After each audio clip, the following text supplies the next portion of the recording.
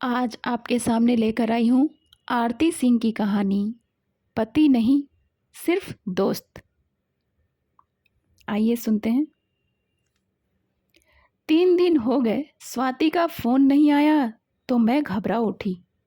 मन आशंकाओं से घिरने लगा। वह प्रतिदिन तो नहीं, मगर हर दूसरे दिन फोन जरूर करती थी। मैं उसे फोन नहीं करती थी, यह सोचकर कि शायद वह बिजी हो। कोई ज़रूरत होती तो मैसेज कर देती थी, मगर आज मुझसे नहीं रहा गया और शाम होते होते मैंने स्वाति का नंबर डायल कर दिया। उधर से एक पुरुष का स्वर सुनकर मैं चौंक गई। हालांकि फ़ोन तुरंत स्वाति ने ले लिया, मगर मैं उससे सवाल किए बिना नहीं रह सकी। फ़ोन किसने उठाया था स्वाति? माँ, वह रोहन था, मेरा दोस्त, स्वाति ने बेहिचक जवाब दिया। मगर तुम तो महिला छात्रावास में रहती हो ना? क्या वहाँ पुरुष मित्रों को भी आने की इजाज़त है, वह भी इस वक्त? मैंने थोड़ा कड़े लहजे में पूछा। माँ, अब मैं हॉस्टल में नहीं रहती, मैं रोहन के साथ रह रही हूँ, उसके फ्लैट में। रोहन मेरे साथ ही कॉलेज में पढ़ता है। क्या? कहीं तुमने हमें बिना बताए शादी तो नहीं कर ली? नहीं माँ, हम लिव इन रिलेशनशिप में रह रहे हैं। स्वाति, तुम्हें पता है तुम क्या कर रही हो? अभी तुम्हारी उम्र अपना करियर बनाने की है, और तुम्हारी ही उम्र का रोहन, वह क्या तुम्हारे प्रति अपनी जिम्मेदारी समझता है? माँ, हम दोनों सिर्फ दोस्त हैं।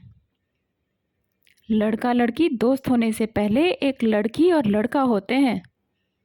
कुछ नहीं तो कम से कम अपने और परिवार की मर्यादा का तो ख्याल रखा होता।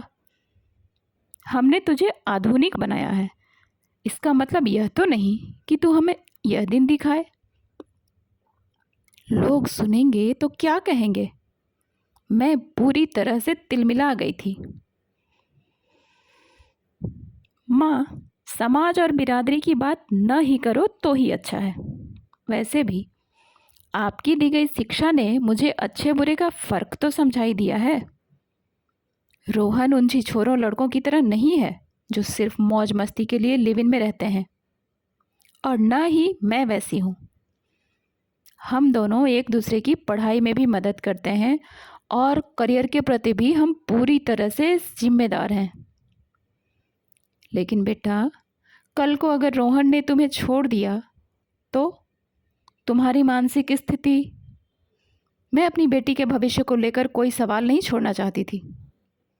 माँ, हम दोनों पति पत्नी नहीं हैं, इसलिए छोड़ने जैसा तो सवाल ही नहीं उठता। और अगर कभी हमारे बीच में कोई प्रॉब्लम होगी तो हम एक दूसरे के साथ नहीं रहेंगे, और उसके लिए हम दोनों मानसिक रूप से तैयार हैं। स्वाति पूरे आत्मविश्वास से बोल रही थी। और यदि तुम दोनों के बीच बने दैहिक संबंधों के कारण? मैंने हिचकते हुए सबसे मुख्य सवाल भी पूछ ही लिया। यह महानगर है माँ, तुम चिंता मत करो। मैंने इसके लिए भी डॉक्टर और काउंसलर दोनों से बात कर ली है। अच्छा, तभी इतनी समझदारी की बात कर रही हो। ठीक है, मैं भी जल्दी ही आती हूँ तुम्हारे रोहन से मिलने। सबसे बड़ी समझदारी तो आपके संस्कारों और मेरे प्रति आपके विश्वास ने दी है। मगर एक बात आप लोग भी याद रखिएगा माँ, कि आप उससे सिर्फ मेरा दोस्त समझकर मिलिएगा, मेरा पति समझकर नहीं। स्वाति से बात कर मैं सोफे पर बैठ गई। स्वाति की बातें सुनकर यह महसूस हो रहा था कि बचपन से ही बच्चों की जड़ों में सुसंस्कारों और मर्यादित आचरण का खाद पानी देना हम माता पिता की जिम्मेदारी है। इन्हीं आदर्शों को स्वयं में संचित करके ये बच्चे जब अपनी सोच समझ से कोई निर्णय या अपनी इच्छा के अनुरूप चलना चाहते हैं, तब माता पिता का उन्हें अपना सहयोग देना समझदारी है।